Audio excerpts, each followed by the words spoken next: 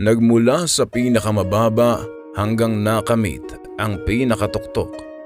Maagang namulat para magbanat ng buto. Nakipagsapalaran sa larong hindi basta-bastang nilalaro ng isang paslit. Sandatay 2 kamay habang ang isang paa ay nasa hukay. One of the greats na maituturing sa kasaysayan ng boxing. Tuwing sasabak, abay lahat ay nakatutok sa kanilang mga screen. Ating balikan ang rags to riches na kwento ni Pacman at papaano nga ba niya naiukit ang pangalan sa mundo ng bakbakan. When he obliterated Ricky Hatton, Miguel Cotto. From General Santos City, Philippines, presenting. Bago natin simulan, isang 1-2 combination muna sa like and subscribe button para lagi kang updated sa mga kaabang-abang na bakbakan. Before I become like this, my life right now, I experienced that life that to have nothing.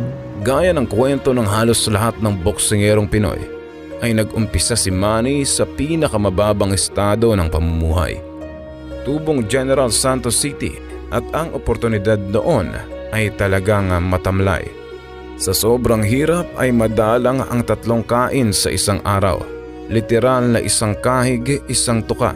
Hungry, sometimes we don't have food to eat. One day and we just drink water. Minalas pa dahil hindi buo at marupok ang haligi o pundasyon ng kanilang pamilya. Actually, I'm not blaming my dad. It's good for us that our dad is not around because we're not relying our dad. We learn how to work hard to make money. Kahit sobrang kapos, ay itinanim ng kanilang ina ang busilak ng puso sa kanila. Kung anong uri ng ugat ang naipunla, ay siya rin ang aanihing bunga. Pang-4 sa 6 na magkakapatid at ang batang si Manny ay kayod kalabaw sa murang edad. Hanggang nagbukas ang pintuan ng boxing bilang isang malaking oportunidad. Edad 12 nang isuot ang guwantes bilang sandata kontra sa kahirapan. Sa gabay ng tiyuhing si Sardo Mejia ay nahubog ang mentalidad niya sa bakbakan. Unang napasabak sa mga labanang kalye-kalye at fiestahan hanggang nahasa at gumaling kaya napabilang sa pambato ng kanilang distrito. Subalit hindi naging sapat ang kinikita bilang amateurista kaya napilitang makipagsapalaran sa Maynila para sumabak sa professional scene. Bitbit ang pangarap na maitawid ang pamilya sa hirap. Ipinagpatuloy ang boxing habang rumaraket sa pagtitinda at pagiging pahinante sa construction site. Did you really sleep in a cardboard box and on pavement at times outside when you were growing up? Yes, outside the street I sleep in with a carton, the box. We don't have house, we don't have money to buy food. Mula debut hanggang sa mga iilan niyang laban ay nakitaan ng potensyal. Di nagtagal ay naging isa sa mga center of attraction ng laro dahil nakakapanabik ang estilo sa bawat salang. Subalit nakatikim ng unang talo sa kamay ni Rustico Torrecampo. Gawa ng hirap siya sa pagkuha ng timbang. Torrecampo in blue. Torrecampo has carried the fight to Pacquiao. Oh! Pacquiao! He's out! It's over! Oh my gosh! It's over! Punch! Manny Pacquiao cannot get up! It's over! Manny Pacquiao! It's over! Cannot get up on time! It's over! It's over! Manny Pacquiao! One punch and his eyes are crossed! His eyes are crossed! Torrecampo! Coming out of nowhere, Manny Pacquiao! His eyes are crossed! At sa pag-usad niya ay maraming binaklas hanggang naging kampiyon nang i-dethroned ang pambato ng Thailand.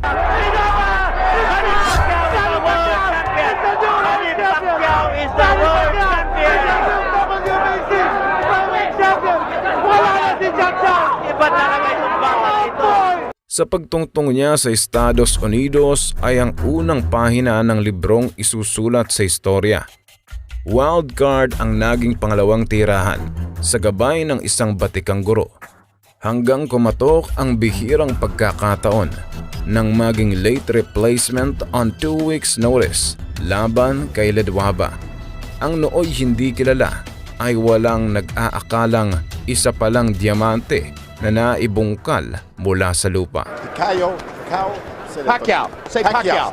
Pacquiao should fight here. He shouldn't try to get into a boxing match with this master boxer from South Africa.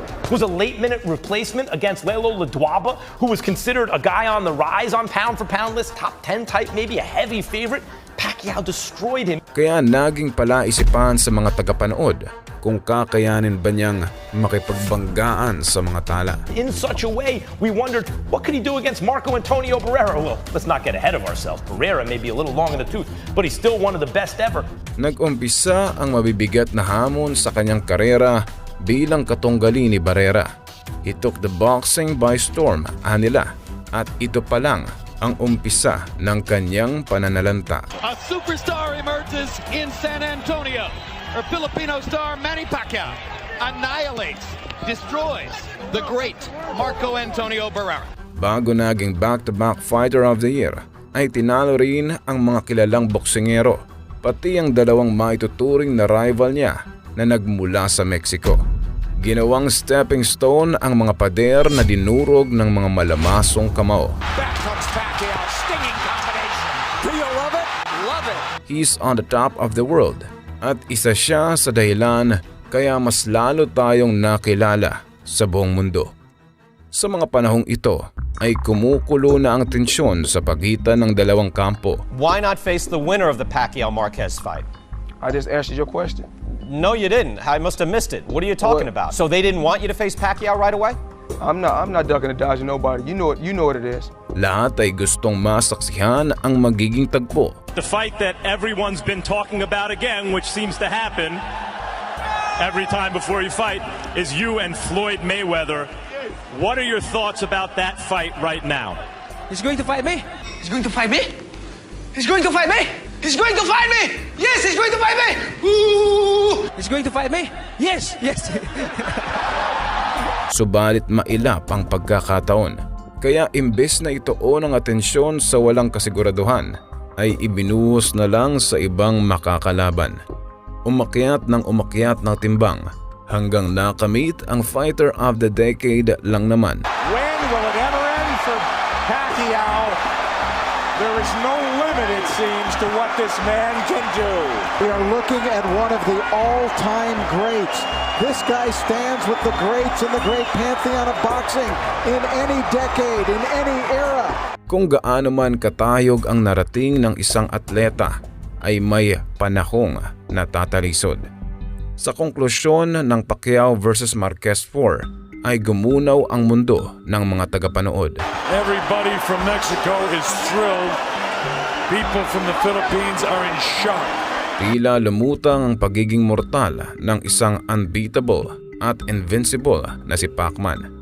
At sa pagbabalik niya ay sinundan pa ng isa pang pinakakontrobersyal na resulta sa kasaysayan. Makamundong aktibidad ang isa sa mga nagpapabagsak sa isang mortal na nilalang. Adiksyon ang pinakamahirap na katunggali na tiyak sisira sa panloob at panlabas na katauhan. Sa pagbabalik loob ay napagtantong mali ang landas na tinahak. At sa muling pag-akyat ay naipaghiganti ang naunang talo at nagbigay panatag sa lahat. Outstanding. Naging parte ng fight of the century nang tuluyan ring maikasa. Naging competitive man, kaso nga lang taliwas sa inaasahan ng karamihan.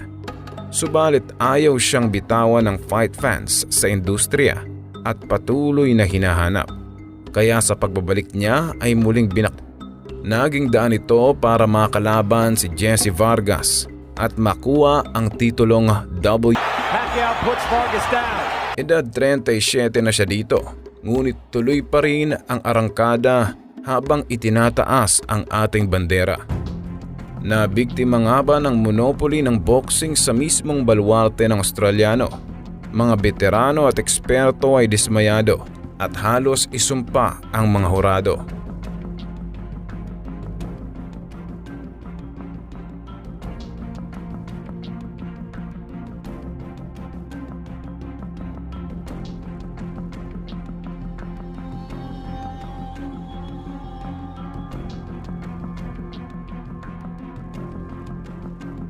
Ngunit hindi nagpatinag ang ating pambato sapagkat alam niyang mayroon pa siyang ibubuga. Kaya sa muling pagsampa ay pinaluhod si Matisse na ginanap sa Malaysia. At sa tuluyang pagkalas ni Pacquiao sa top rank para sa makabilang bakod ay nagbukas ang mga pintuan sa mabibigat na laban. Nagtangka si Broner kontra kay Pacman para maagaw ang kinang. Kaso nga lang, hindi naging epektibo ang estratehiya at tila hindi niya matanggap ang resulta. Everybody out there know I beat him. I controlled the fight. He was missing. I hit him clean more times. I beat him. Kung usapang trash talk at antics, abay may mas matindi pa dyan. I would love to be the man that destroys Manny Pacquiao. I can't wait to punch you. Me too. Muling nagbabalik ang nakatenggang kampyon para titulo ay depensahan. Sinong mag-aakala na ang mas malaki at nasa prime na kampyon ay pinabagsak agad sa una? Naging Keith One Loss Thurman habang muling niyanig ni Pacquiao ang mundo ng palakasan. The hardest punch I ever felt coming from a little guy like Pacquiao. I never felt power from a little guy the way I felt it from Pacquiao. At sa kanyang last hurrah, o talagang last na ba, ay hinarap ang isang Cubano na may hawak sa kontrobersyal na titulo. Lumitaw ang edad, tumigas ang mga binti, at tila hindi na maikilos ang idinidikta ng isip niya. Sa pagkatalo ay sinarado ang kortina ng kanyang karera. Ang tanong ng marami, kung babalik pa ba, abay yan ang aabangan natin sa kanya. 26 years ang itinakbo ng mayabong niyang karera. Walang inayawan, walang tinakbuhan, kahit gaano man ang lamang ng kalaban. Naging immune sa mabibigat na pagsubok, resulta ng mga pinagdaanang kahirapan. Hindi nagpalamon sa sistema, so ay kanyang ginawang daan. Focus ka lang, yung determination mo nandiyan palagi. Makapulot tayo ng aral dito, not only in actual fight, in boxing, but in our personal lives. Naging representante ng ating bayan sa larangan ng palakasan. Naging muka ng boxing hindi lamang dito, kundi sa buong rehiyon ng Asya. One of the greats kumbaga, at kahanay ang mga naunang umukit at nagmarka. Maaalala sa kasaysayan bilang isa sa gumawa ng imposible para maging posible at baliin ang ekspektasyon ng nakararami.